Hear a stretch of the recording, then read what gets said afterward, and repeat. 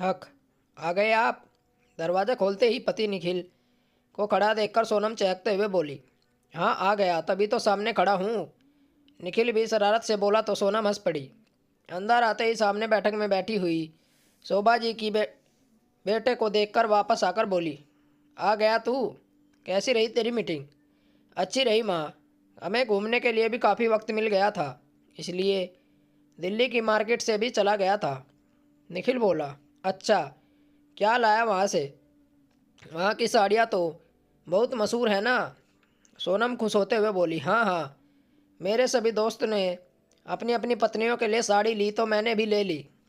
माँ, यह देखो, यह साड़ी तुम्हारे लिए और यह साड़ी सोनम के लिए। निखिल ने बैग से दो साड़ी निकाली। एक सुंदर सी हल्के रंग की अपनी माँ के लिए और एक खूबसूरत लाल रंग की साड़ी सोनम के लिए। सोनम साड़ी देखकर उछल पड़ी, लेकिन शोभा जी का मुंह उतर गया। बस दो ही साड़ियाँ लाया है, अपनी बहनों को भूल गया क्या? बीवी आ गई तो बहनों का हक मारने लगा। निखिल माँ की बात पर असहज हो गया।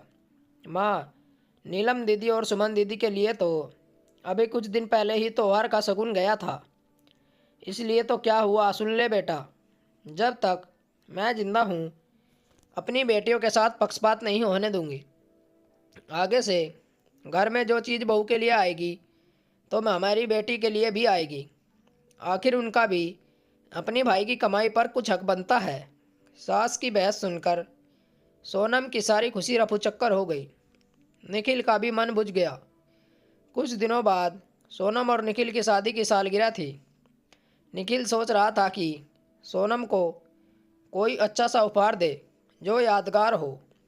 उसने देखा कि सोनम के पास सिर्फ एक ही अंगूठी थी सगाई की, जो बड़ी होने के कारण सोनम कम ही पहनती थी।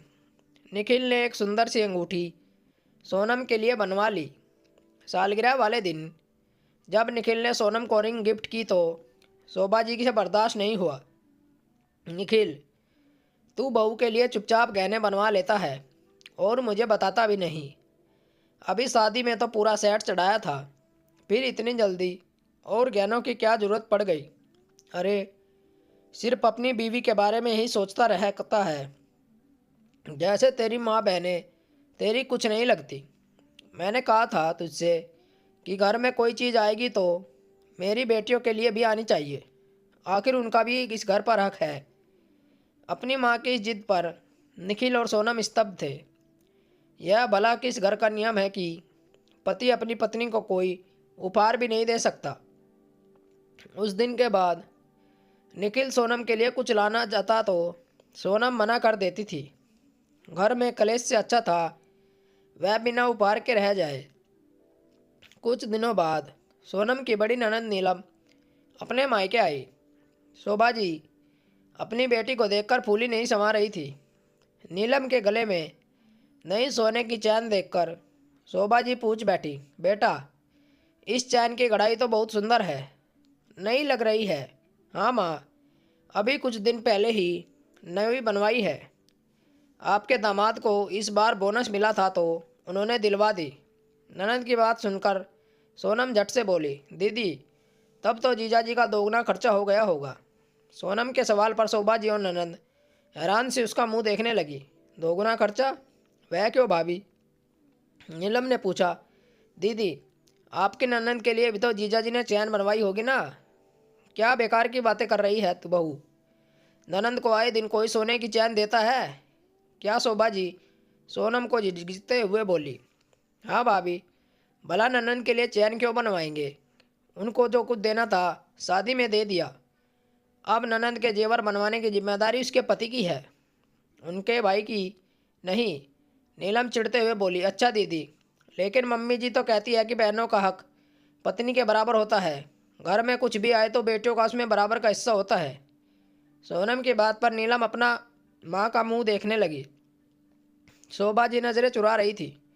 नीलम समझ गई कि उसकी माँ बेटियों के प्यार में भाई भाभी पर नाजायज दबाव बना रही है। वह माँ को समझाते हुए बोली, माँ, हम मध्यवर्गीय परिवारों के लिए गहने बनवाना या कुछ सामान लाना वैसे ही बहुत मुश्किल होता है। हमारे प्यार में आकर आप अपने बेटे बहू के साथ यह ठीक नहीं कर रही हैं। माँ, हमें तो मायके से अपनापन और प्यार चाहिए, अपनी भाभी का हक नहीं। आपके हिसाब से तो भाभी सही कह रही है।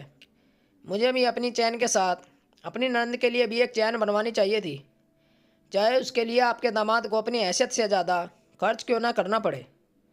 अब छोड़ना बेटा, मैं तो बस यूं ही कह देती हूँ, आगे से नहीं कहूँगी बस। पक्षपात तेरा भाई नहीं बल्कि मैं ही कर रही थी। बहू, तू भी मेरी बातों का बुरा मत मानना। मैं ही भूल गई थी कि मेरी बेटी भी किसी के घर की बहू है। शोभा जी की बात पर दोनों ननंद भाभी मुस्कुरा दी। सच में वैसे भी बेटियां माँ की परछाई होती है, लेकिन बेटियों के प्यार में फंसी एक माँ को उसकी बेटी ही समझा सकती है। दोस्तों, आपको हमारी कहानी कैसी लगी? ज़रूर अच्छी लगी होगी। कहानी अच्छी लगी हो तो मेरे चैनल को ज़रूर सब्सक्राइब करें और अपनी राय कमेंट बॉक्स में ज़रूर दें। कहानी सुनने के लिए धन्यवाद। राम राम दोस्तों।